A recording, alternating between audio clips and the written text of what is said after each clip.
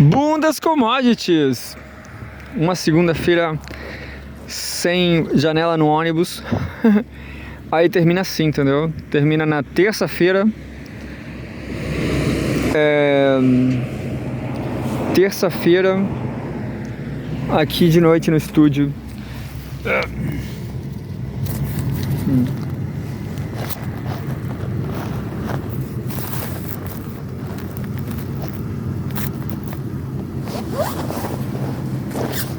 Tome!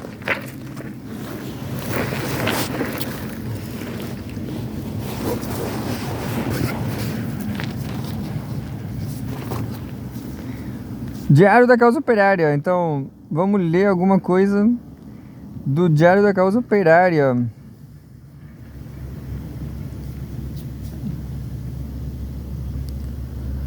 E se tiver tempo também, vamos ler o Brasil de Fato. Brasil de Fato. O problema do Brasil de Fato é que eu diria que é muito ambientalismo, né, cara? É muito...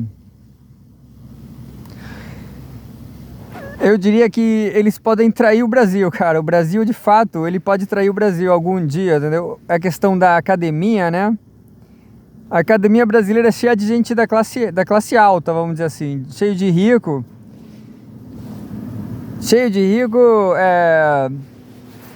inconsistente, né, cara? É gente que vive uma vida aí... É gente muito vaidosa, cara. Em geral, os ricos, eles se importam muito mais com os rolos deles, né? Eles acham que a vida deles é muito importante. E aí, por exemplo, eles nem trepam por causa de... Eu não vou dizer que eu trepo muito, né? Mas... sei lá. A classe alta, os universitários em geral, eles têm muito interesse acadêmico, né? Eles ficam pensando que eles vão trepar com alguém que tenha muita publicação acadêmica, entendeu? Então, assim, eu acho que são critérios muito ruins para você escolher alguém para trepar, né? Você devia trepar com gente gostosa, ponto final, entendeu?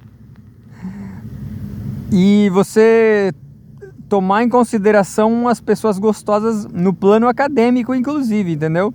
Gente fora da academia você devia considerar também. Foi só um detalhe, né, de por que a academia brasileira e a academia em geral é uma loucura. Mas vamos lá. Editorial. STF está chegando... STF, o editorial. STF está chantageando o governo Lula. Por pior que seja a política do executivo ou do legislativo, a negociação entre ambos é legítima. O STF, por sua vez, deveria se restringir a aplicar a lei, publicado em 15/4. Tem uma foto aí do Supremo Tribunal Federal. No dia 12 de abril, o jornal O Globo publicou um artigo de sua colunista Bela Magali intitulado O Alerta sobre a Anistia que Lula recebeu do STF após fala de Gleisi. O texto, por sua vez, traz uma denúncia muito grave que não foi contestada ou desmentida pelas partes envolvidas. A colunista conta que Gleisi Hoffmann, ex-presidente do Partido dos Trabalhadores PT e atual secretária de Relações Institucionais, teria se mostrado favorável a negociar com a Câmara dos Deputados uma proposta que diminuísse a pena de manifestantes presos por sua participação no ato bolsonarista de 8 de janeiro de 2023. Embora a posição tradicional do governo fosse a de defender as penas aplicadas pelo Supremo Tribunal Federal STF, a proposta mencionada por Hoffmann seria uma forma de tentar impedir que outro projeto que visa anistiar todos os condenados fosse aprovado. Aqueles que sempre defenderam a condenação de uns pobres coitados, feitos de refém pelo Estado, porque viram o governo fazer o mesmo durante 2 anos inteiros, têm o direito de se sentirem enganados. Mas afinal, isso tudo faz parte da política burguesa? Ou, não é pergunta, mas afinal isso tudo faz parte da política burguesa. O governo que embarcou na defesa de uma política muito impopular de repressão a manifestantes agora foi forçado a recuar porque esta política está sendo cada vez mais contestada. O que é grave na coluna de Magali é que, segundo ela, não foram os eleitores de Lula que se queixaram da fala de Gleisi Hoffmann, mas o STF. Destaque, abre aspas, Lula recebeu um alerta direto do Supremo, de ministros do Supremo Tribunal Federal STF, após a fala da ministra Gleisi Hoffmann sobre a anistia feita na noite de quinta-feira, diz o texto de Megali. Fim do destaque. O suposto papel do STF, ao contrário da presidência da República, não é fazer política, é fiscalizar o cumprimento da lei. O que o presidente da República faz ou deixa de fazer não diz respeito aos outros ministros, aos outros ministros, a não ser que o presidente seja processado e julgado no devido processo legal pela corte. Não cabe aos juízes, entre aspas, aconselhar nenhum político. O artigo de Megali indica ainda que os ministros fizeram muito mais que, entre aspas, aconselhar, diz Megali. Entre aspas, o presidente foi informado da indignação que a afirmação de Gleisi gerou na corte e recebeu o recado de que qualquer apoio do governo à investida do Congresso de interferir nas penas do 8 de janeiro estabelecidas pelo Supremo abriria uma grande crise com o tribunal, fecha aspas. O que quer dizer nos dias de hoje? Abrir uma grande crise com o STF? Em termos simples, significa ter os seus direitos políticos pisoteados. Em 2021, um deputado federal foi preso, entre aspas, em flagrante, por um vídeo criticando Alexandre de Moraes. Recentemente, um homem foi condenado a pagar uma multa por críticas feitas a Gilmar Mendes. Abre aspas. Abrir uma crise pode ser traduzido como transformar a vida do governo em um inferno. Se esta ameaça de fato ocorreu, trata-se de mais uma comprovação de que no Brasil vigora uma ditadura brutal comandada pelo STF. A Corte adquiriu poderes tão extraordinários que, além de criar leis e desautorizar os demais poderes, coagiria pessoas eleitas pelo voto popular.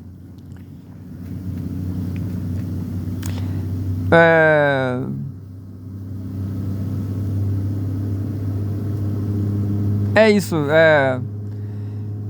eu concordo, sei lá. Mas também, como eu falei antes, também assim, não é a maior crítica, eu acho que o STF realmente pode ser em algum momento, já né, o STF, ele de fato é uma ferramenta do imperialismo. Na prisão do Lula, por exemplo, né, a política na América do Sul, aqui tem um político chamado Daniel Jadue. Ele tem prisão domiciliar, ele é urbanista, arquiteto. Ele tem prisão domiciliar. E ele tá doido, cara. Ele deixou de ser ele enlouqueceu tanto, na minha opinião, ficou tão fraco,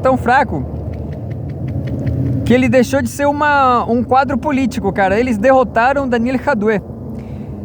E eles talvez derrotaram o Lula também. Por que o Lula tá tão fraco? Não é só pela idade, não. É porque ele foi preso, né, cara? Ele foi preso por nada. Então, esse é o grande problema do STF. Eu mesmo aqui falando esse tipo de coisa, eles podem me prender também, entendeu? Aí, talvez eu morra, né? Eu vou sentir falta dos meus cachorros na prisão, né?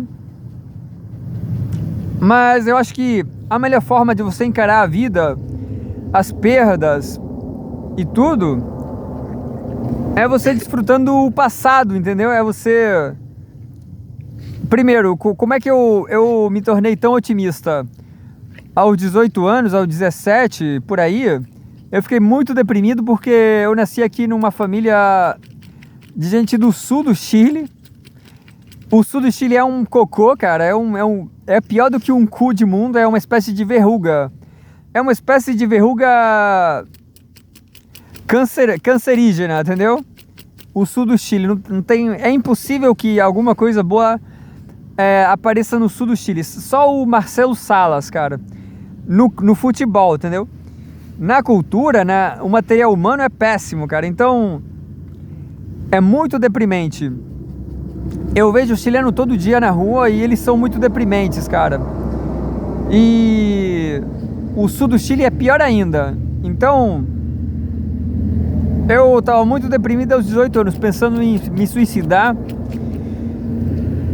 Aí, esse fato me fez pensar realmente que eu ia perder muita coisa, né? Que eu ia perder muito. Então, assim, eu fiquei num transe uns 2 anos. Ao longo do tempo eu fiquei assim, como se eu fiquei com meio... É como se eu tivesse ficado meditando, né? Eu fiquei deprimido muito tempo, uns 3 anos. Até que eu percebi que eu ia perder muita coisa se eu me suicidasse, né? Eu ia perder muita coisa. A cadeia é isso, são as coisas que você tá perdendo sem você querer, né? Se você tá preso, você vai perder muita coisa. Mas se você se suicidar, você a uma idade muito tenra, né? Aos 18 anos, aos 17 anos, você ia perder muito mais, né? Então, se você realmente se você realmente ia se suicidar, você derrotou a morte, cara, entendeu? Eu vejo assim. Eu não ligo pra nada no futuro, entendeu? Pra mim nada é um drama, na verdade, né? Ou qualquer experiência pode ser interessante, entendeu? Coisas, sei lá, a prisão, qualquer coisa da vergonha,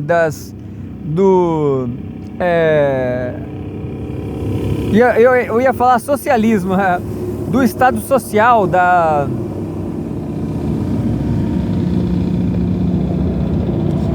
Esqueci agora.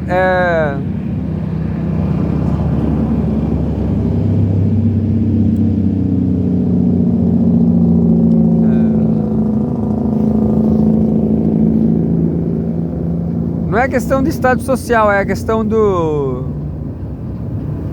Esqueci o nome agora. Esses países que são muito... É que nem o país como o Chile, né? Que é muito...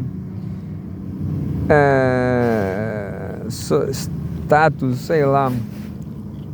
A questão do status... Esqueci. Classista. Então... Tem muito drama classista nos países latinos, né? Por causa da desigualdade. Mas qualquer drama classista da experiência humana não é um drama, cara. Se você realmente cogitou a possibilidade de se suicidar aos 18 anos, aos 17 anos. Então, assim, se você se deprimir a uma idade muito tenra, e você analisar todo o problema da morte, você vai ser muito otimista no futuro, né, cara? Até prisão no Brasil, qualquer coisa. qualquer coisa vai ser boa. Eu falei isso por causa, não lembro por quê. Por causa claro, da Revolução Socialista, da Guerra Civil, da prisão, da morte. Até se alguém vier me matar aqui, porra, eu vivi... Eu tenho 38 anos agora, então se eu tivesse me suicidado aos 18, eu ganhei aí 20 anos, cara. Eu vivi 20 anos de graça, de graça. Tudo que é de graça é bom. Enfim. Suicídio é bacana, cara. Se você pensar bastante sobre as coisas. América Latina, golpe. Após decretar estado de sítio, Noboa é reeleito no Equador. É uma desgraça, né? Vou ler mais, prefiro ler essa daqui, ó. Paraíba. FBI está espionando brasileiros visando perseguição política. É por isso que eu leio o Diário da Causa Operária, cara. E o Rui fez uma crítica ao Brasil 247, mas o Rui poderia ter uma coluna no Brasil 247, né? Talvez o 247 não queira publicar.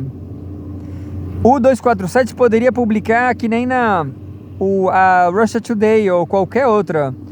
A Al Jazeera poderia falar: essa coluna do Rui Pimenta aqui é culpa dele, entendeu? Foi ele que falou. Acho que é covardia, né? Mas enfim, por causa do STF, né? Por causa do STF. O STF vai fechar o Brasil 247, o Diário da Causa Operária, vai fechar tudo. Paraíba. FBI está espionando brasileiros visando perseguição política. Polícia Federal deflagrou operação sob encomenda de órgão norte-americano com base em monitoramento de mensagens de estudante universitário. 14 de abril. Aí tem uma foto assim: adesivo atribuído a homem investigado pelo FBI.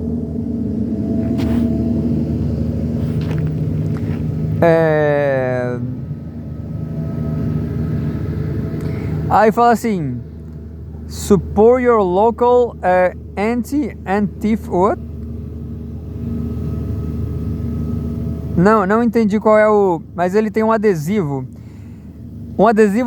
pequeno, cara. Aí anticomunismo, antifascista, anti-anarquismo. FBI está espionando brasileiros visando perseguição política. No dia 11 de abril, a Polícia Federal, PF, em parceria com o Bureau de Investigação Federal dos Estados Unidos, FBI, executou um mandato de busca e apreensão contra um homem não identificado na cidade de Pocinhos, no agreste da Paraíba. Ó, me salvei. Acho que eu não vou pro Brasil mais, mas, sei lá. Eu quero estudar design, mestrado em design.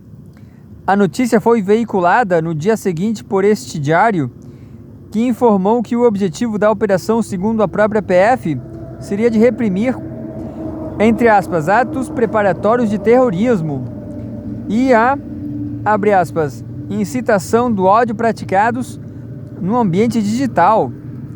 Durante a operação foram apreendidos celulares e dispositivos de armazenamento de dados. Após o fechamento de nossa edição de 12 de abril, recebemos novas informações importantes sobre o caso. O portal G1 informou que o homem investigado é um estudante de 19 anos, matriculado no curso de Biologia na Universidade Estadual da Paraíba, o EPB, em Campina Grande. O jornal Metrópolis reiterou que a investigação partiu dos Estados Unidos e que, abre aspas, o material encaminhado pelo FBI apontou discursos de ódio explícitos, referências a ideologias extremistas e indícios de predisposição do investigado à prática de atos violentos, fecha aspas. Isto é, o mandado de busca e apreensão foi motivado simplesmente por causa daquilo que supostamente o homem teria expressado. A expressão, entre aspas, abre aspas, indícios de predisposição do investigado a práticas de atos violentos, é certamente o que há de mais aberrante no relatório do jornal Brasiliense. O que seria uma, entre aspas, predisposição a, abre aspas, prática de atos violentos, fecha aspas, e o que seriam, entre aspas, indícios desta predisposição? O caso mostra que o regime brasileiro é o oposto de qualquer ideia de um Estado democrático de direito. Investigar alguém por causa de, entre aspas, predisposição a práticas criminosas é um atentado a qualquer liberdade democrática. E é o que ocorre, por exemplo, nas favelas brasileiras, quando a polícia brasileira, PM, tortura, prende e executa em massa a população pobre. Para a polícia, um negro tatuado tem, entre aspas, predisposição a ser um homicida, e um adolescente sem camisa tem, entre aspas, predisposição a ser um traficante. A tese da predisposição é também muito bem-vinda nos regimes supremacistas. Afinal, para o estado de entre aspas, não sei por que entre aspas, Israel. O Estado de Israel, falar árabe é uma entre aspas, predisposição a ser um terrorista. Ao instituir o crime de ter uma predisposição, a lei se torna completamente subjetiva. Como discutir em um tribunal a predisposição de alguém? O direito penal se baseia no princípio de que apenas ações concretas e objetivas podem ser punidas, e não pensamentos, intenções ou atitudes que não chegaram a transgredir a lei. A prática de reprimir as pessoas com base na sua suposta, entre aspas, predisposição já foi inclusive tema de filmes. O mais conhecido deles é Minority Report, de Steven Spielberg. Eu vi esse filme, eu acho que eu vi esse filme. É um filme, não sei se eu vi esse filme. Não, eu vi um filme chamado Inimigo Público. É um filme, sei lá. Eu assisti um filme nada a ver ontem, né? Eu vi o filme da Joana d'Arc, filme de 1 hora, de não sei o que, Bresson, do ano 62. É sobre um filme sobre lei. Era um tribunal religioso, cara. É um tribunal do ano 1400. O povo tava julgando a Joana d'Arc, e a Joana d'Arc tava falando que ela falava com a Santa Catalina, Santa Bárbara e Deus próprio. E mataram a maluca. Loucura, cara. E pensar que a Arábia Saudita ainda deve ter coisas assim, né, cara? Que tem gente que fala que Allah falou com ele e o caralho. Loucura total. No filme de ficção, um sistema de justiça preventiva é implantado, baseado nas previsões de precogs, seres humanos com habilidades psíquicas que conseguem antecipar crimes antes que aconteçam. Interessante o filme, hein? Minority Report. A polícia então prende indivíduos com base nas intenções, não nas ações, levando à captura de pessoas que ainda não cometeram nenhum crime. Realmente, né?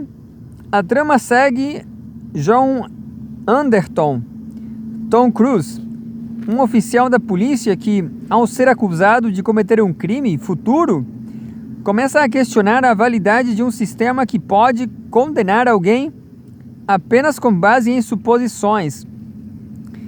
As demais expressões contidas na citação do jornal Metrópolis também merecem uma maior análise, porque, entre aspas, referências a ideologias extremistas, fecha aspas, seja lá o que isso for, deveriam dar motivo a alguém para ser investigado? No fundo, é o mesmo método totalitário de investigação contra alguém por causa de sua, entre aspas, predisposição. A diferença é que aqui o aspecto ideológico aparece de maneira clara. O que a Polícia Federal sugere é que algumas ideologias poderiam justificar o uso da violência. Mesmo que isso fosse verdade, tais ideologias precisariam ser claramente definidas em uma lei.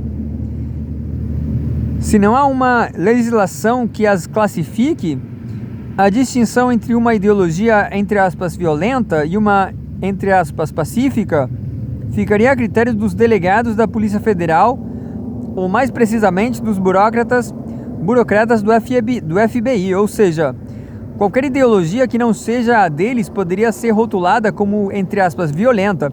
Não, ó, o grande problema do FBI é que eles são anticomunistas, né, cara? Realmente, o anticomunismo tá fervendo, cara. Ontem eu saí com um capote com a bandeira da China. Aqui no Chile, todo mundo é anticomunista. Todo mundo, cara. Todo mundo mesmo. Até o Partido Comunista do Chile é anticomunista. Anti-chinês.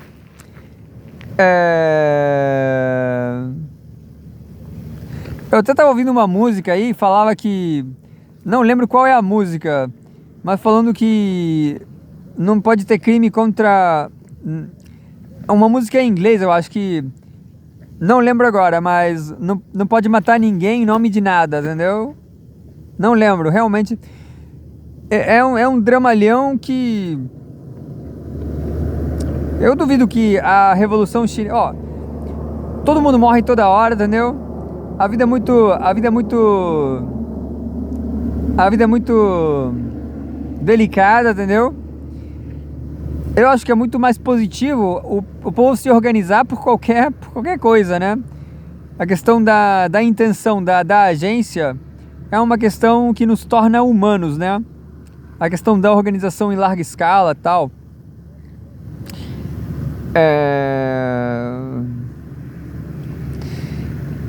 Como o comunismo, né? Então, assim, o FBI, ele tá aqui pra esmagar os comunistas, pra assassinar a gente, né, cara?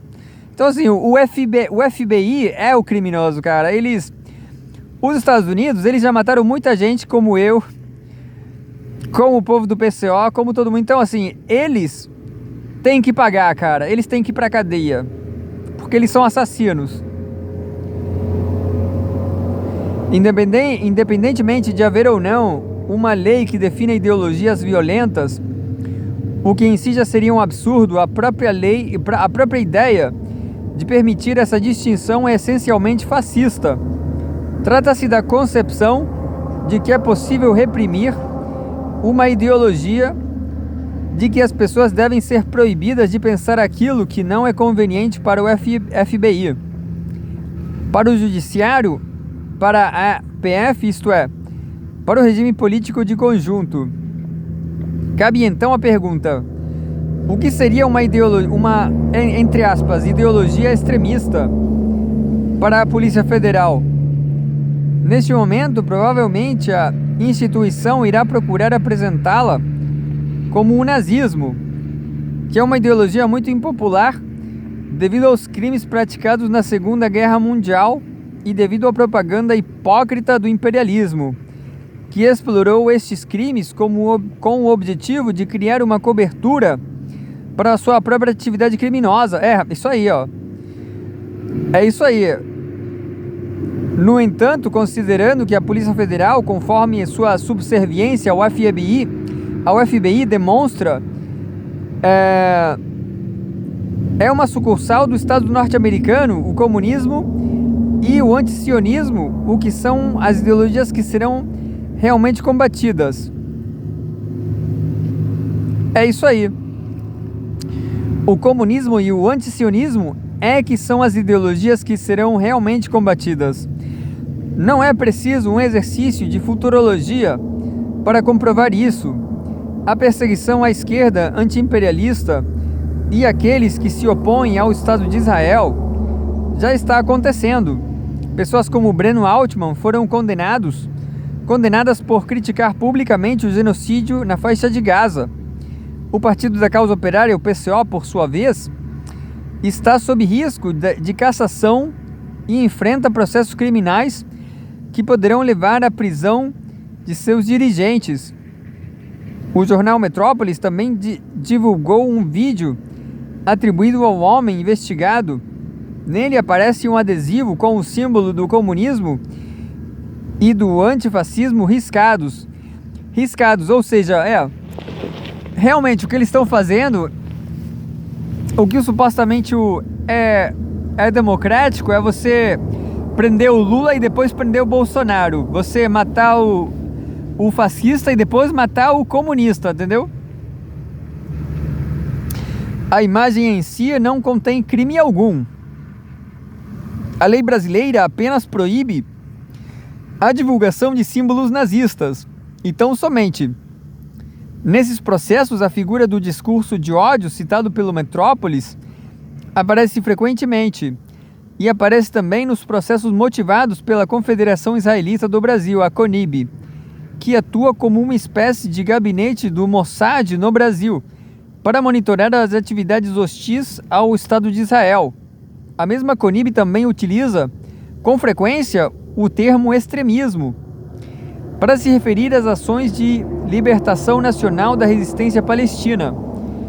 Outro trecho de artigo publicado pelo Metrópolis também chama muito a atenção. Abre aspas, as mensagens monitoradas indicavam, segundo os agentes, alinhamento com correntes de intolerância que fomentaram ataques de motivação racial, fecha aspas.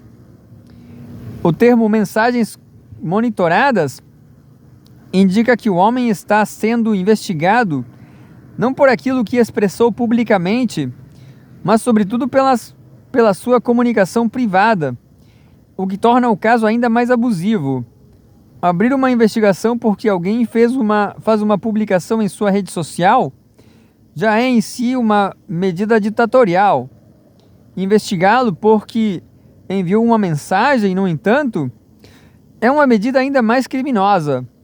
É preciso sublinhar que o homem foi monitorado não pelo Estado brasileiro, o que já seria ilegal, mas pelo Estado norte-americano.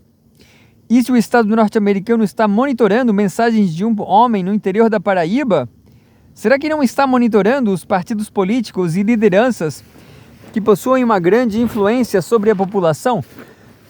Eu vou falar a minha própria experiência. Eu também fazia militância que nem esse paraibano aí, numa cidade do interior do Nordeste também.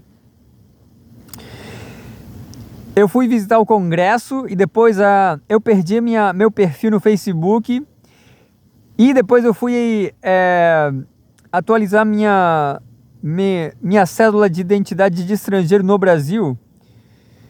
E quando eu recebi meu cartão, sei lá, eu fui na PF, né? Então eu fui na PF e o Facebook devolveu o meu perfil. Então, rede social é coisa séria, né, cara? Não tem Constituição. E, bom, o PCO tá completamente correto, né? O PCO tá completamente certo em... Esqueci da palavra agora. Qual o nome dessa palavra?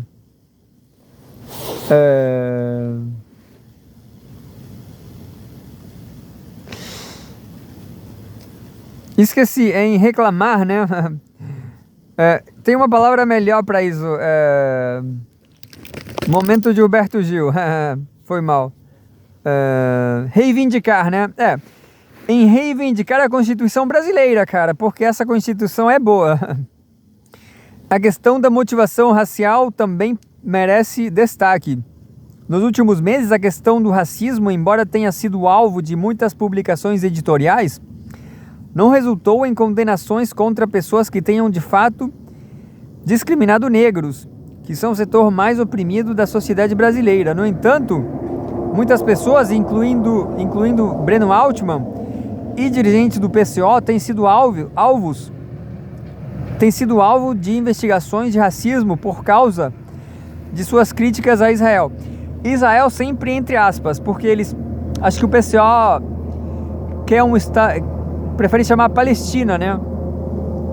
Em nota, a Polícia Federal ainda afirma que, abre aspas, O foco de operação é prevenir ações extremistas que representem ameaça à integridade das instituições e à convivência democrática, fecha aspas.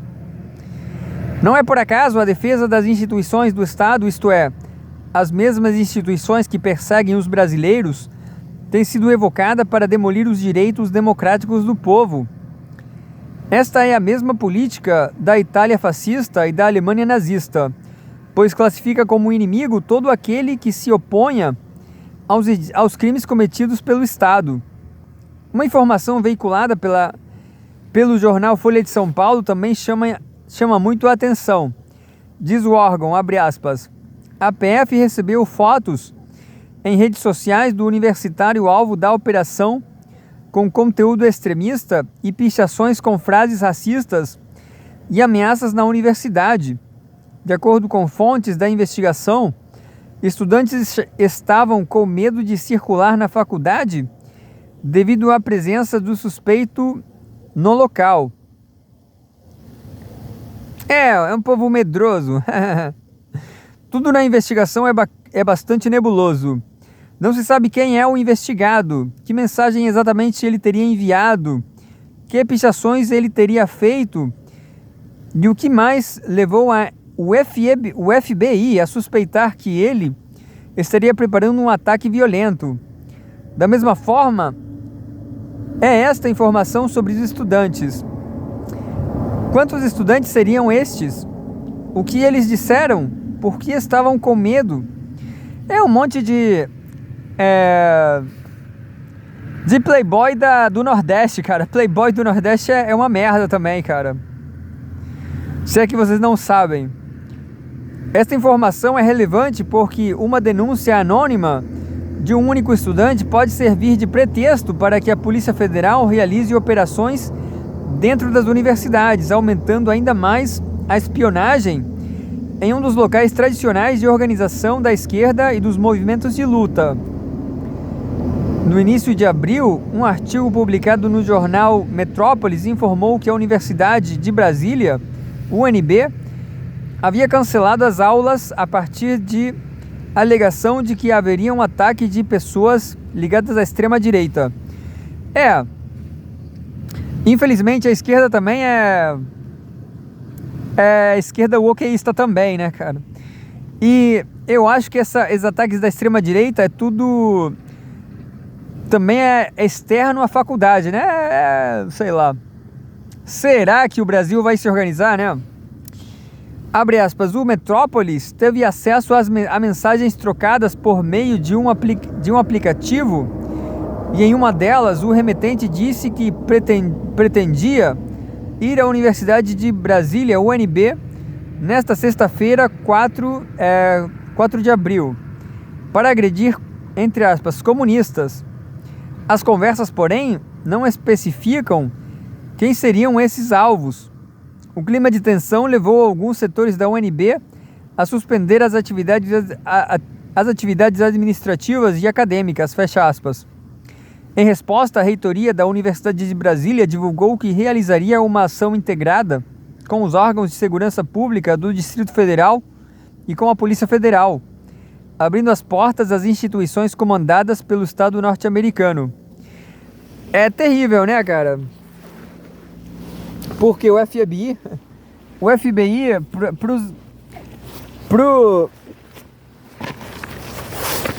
sei lá, os americanos aí, eles matam mesmo, cara. Eles matam um monte de gente, vão matar todo mundo aqui. Que nem no filme, né? No filme... Esqueci o nome do filme.